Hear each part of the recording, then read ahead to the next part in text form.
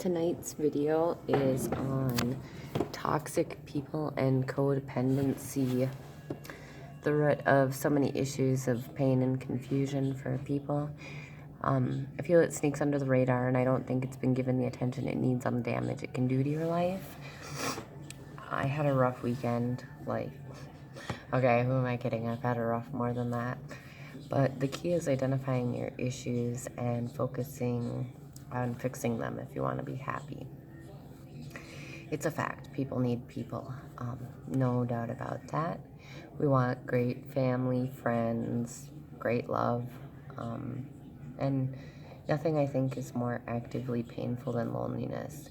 It makes a person act in ways that are questionable and make poor decisions. And take it from me, it can rip apart your entire life and have you reassembling a mess which is never going to go back together the way you wanted it to be. So what's a codependent? A codependent is someone who clings onto connections and affections of others at the expense of their own well-being.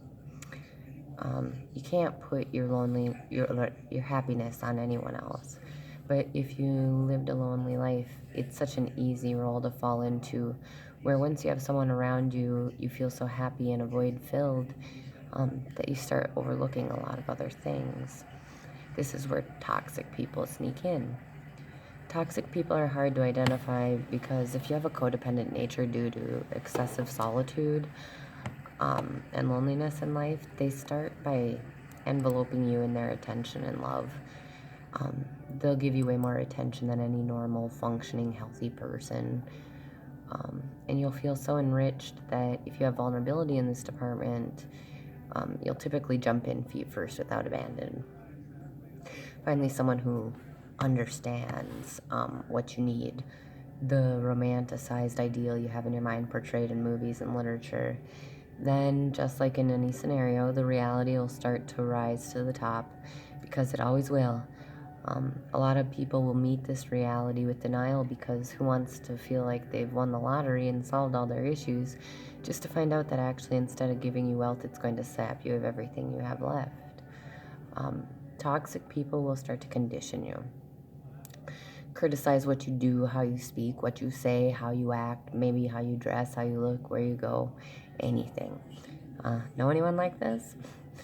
This is always the first indication in my experience. Their preoccupation with everything you do as wrong starts to wear on you, because you don't want to lose this newfound love and attention, and you'll start scrambling to change what you do to try to keep them happy so you don't have to go back to the loneliness.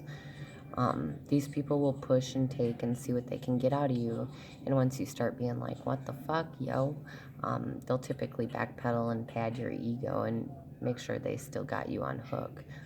The reason this is so successful, I think, is because in your mind, you're like, okay, if I was going to do this to somebody that I love, these reasons that I'm hearing make sense. I would in their shoes like another chance, so I forgive them. Yeah, that sounds reasonable. But you missed the first step in this sequence, which is you wouldn't have done what they did, or wouldn't say the things they say, and cut them down and make them feel guilty for just being who they are. Or maybe you would. I don't know. I don't know you, but I'm sure you understand. The want to cling to this initial high, this love and attention you gave, is so parallel to substance use, chasing the euphoria. But the idealism of that euphoria is impractical. Literally nothing in this world worth having comes so easy. Is it a job? Is it an education? Is it a relationship? Anything quality takes time and energy and effort. It doesn't fall into your lap. We aren't in a fairy tale. I believe you can work with people on these things. If you approach it early on, they may have learned behaviors that are so imprinted they aren't even aware of how it affects you. According to psychology, the most effective way to approach this is to focus on I statements such as, I feel hurt when you say this. If you feel that way, I would feel better if you would approach it like this. Not, you're a dick, you say stupid shit, you. No attacks. You're just going to get their defenses up and the cycle is going to begin again. Now, if you try to present your side and then they flip it around on you, it hurts me when, and they come back at you with something like, well, Maybe if you weren't such a bitch, indicating that you caused the behavior, run away as fast as you possibly can because it's a losing situation. And why do I say that? Because not only are they cutting you down to try shape you, they're now saying you are the root of their poor behavior. I don't care how mentally resilient you are, it will break you down over time. Your self-worth will start dwindling away. You'll start questioning what you do. You'll start to believe bad things about yourself. And it's going to be a situation where no matter what you do, it's not right. No matter how hard you try, it's not going to be enough. Yeah, you love them. They gave you so much of what you needed initially. So you don't want to let them down. But you know what? It's okay to view people who need to leave your life for what good they did bring you and leave it at that. Humanity and love doesn't have a cost. Like, you don't owe them anything. Once they start taking from the value, you leave. Especially if they won't fix it. I'm a person who stuck around, and I can tell you at this point, if not for my codependent nature that I did have, because I wanted this beautiful love and beautiful family, I would have avoided so many of the problems I'm dealing with today. I'm telling you, I used to be the biggest anti-meth fanatic. I wouldn't even speak to people if I knew they did it, and somehow, with years of toxicity, it spiraled into not caring, to using drugs to cope with the pain and confusion of why I couldn't be good enough, to losing my kids, to losing my entire life, and I never thought it was even something that could happen to me.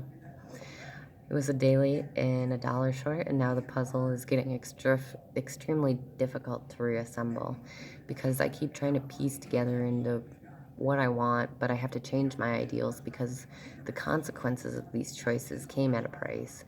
And that's what's taking away a lot of scenarios you want for your life. I view it like a cost. You don't want to get an education? Well, erase all future scenarios in your mind that requires an education. You don't want to get rid of this person who cuts you down? Forget about being on top of the world. You gotta heal afterwards too. Just like cutting any addiction, figure out why it happened, figure out what you really need, because trying to make sense of it can put you in an erratic state of emotion, and you can become the toxic person to somebody else. If you're in one of these situations and you're scared to leave, or don't know if you can overcome one that occurred in your life, well, yeah, you can. And the upside is, once you get through all the aftermath, you'll be way stronger, way more aware, and you just earned yourself a lot of your potential futures back. One of the easiest identifiers to seeing toxic people before it's focused on you are the people who lack accountability. Is anything ever their fault? Or is it circumstances, other people, background, etc.? Or do they admit fault and apologize? Watch for it. If nothing is their fault, they are incapable of change because they are not self-aware and there's no actual room for others in their lives. I personally am reeling from years of dysfunction, and the sad truth is I feel like by dealing with a lot of this stuff for extended periods of time, I erased a lot of my future potential for love and successful relationships until I figure out how to patch myself back together. Until then, I do have nothing but love and support to offer others as a friend and help you figure out your stuff and your path, because it doesn't have to hit rock bottom before it gets better. It can change now. So please keep an eye on what you're immersing yourself in. There's a deficit of good people and love anymore, so work to preserve it and stop the cycle. Thanks, everybody. Much love, and have a great night.